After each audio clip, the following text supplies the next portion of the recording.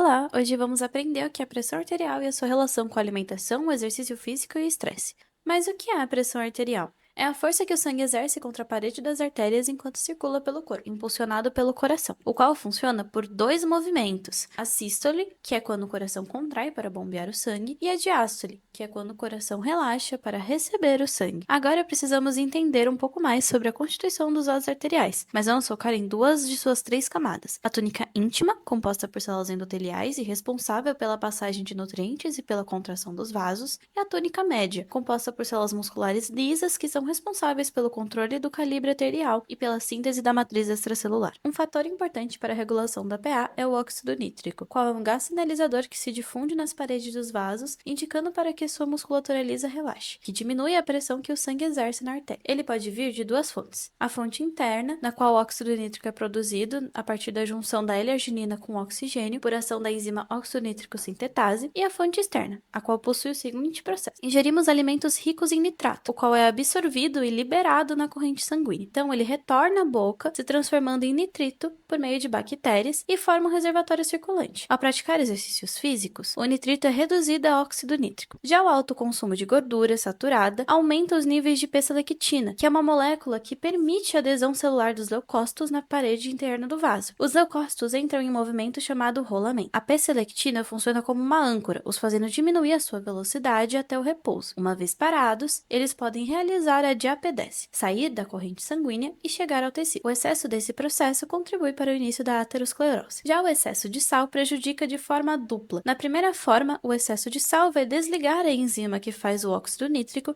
e na outra forma, há um aumento de radicais livres que inativam o gás. E como o exercício físico vai influenciar todo esse processo? Bem, ele atua diretamente nas camadas dos vasos sanguíneos. No exercício aeróbico, o sangue exerce mais força sobre as paredes dos vasos, a qual se chama força de cisalhamento, o que estimula o endotélio a produzir mais óxido nítrico. Explicando de forma mais detalhada, esse estresse de cisalhamento vai estimular enzimas presentes nas células endoteliais que são responsáveis pela produção do óxido nítrico. A partir daí, o óxido nítrico vai se difundir pela musculatura lisa, ativando outras enzimas responsáveis pela conversão do GTP, qual funciona como energia, em CGMP, o qual funciona como sinal para que a musculatura lisa relaxe. Se isso ocorre com frequência, o vaso se remodela, e é aí que entra a matriz extracelular, a qual é composta por colágeno, que oferece resistência, elastina, que oferece elasticidade, e por proteoglicanos e glicoproteínas, os quais oferecem estrutura e sinais. Mas é quando o exercício acaba que a magia acontece. Após o treino, ocorre a hipotensão pós-exercício. Ela é benéfica, especialmente para os indivíduos que possuem hipertensão. E qual é a influência do estresse na pressão arterial? Bem, o estresse se configura em situações de perigo ou ameaça, o que faz com que o corpo entre em estado de alerta. Assim, hormônios são liberados no organismo para o preparar para a luta ou fuga. Mas como? Por meio do eixo hipotálamo-hipófise adrenal. O estresse irá mandar um sinal para o hipotálamo, que por sua vez manda outro sinal para a hipófise, a qual libera o hormônio adrenocorticotrófico, que irá em direção às glândulas suprarrenais. Elas irão produzir o cortisol e liberá-lo no sangue. A próxima parada são as células musculares lisas, nas quais o cortisol irá aumentar a quantidade de noradrenalina, que irá se ligar aos receptores, ativando a via do cálcio. Essa via é regulada pela enzima fosfolipase C, a qual cria um mensageiro que vai até o retículo sarcoplasmático com a mensagem: liberem cálcio. Então o cálcio irá contrair a musculatura, que contrai os vasos, e por fim, a PA aumenta. Agora vamos pensar em um caso hipotético. Vitor é um professor de ensino médio de escola pública, dá aulas em 3 escolas durante todo o dia e chega à tarde em casa. No final de semana, sua rotina é basicamente horas sentado corrigindo provas, trabalhos e preparando aulas para a semana. Mal tem tempo para comer, optando por comidas instantâneas, não se exercita mais, dorme pouco e anda sempre estressado. Sabemos que o aumento da pressão está ligado com altos níveis de estresse, má alimentação e baixa aderência a exercícios físicos. Mas como a educação física,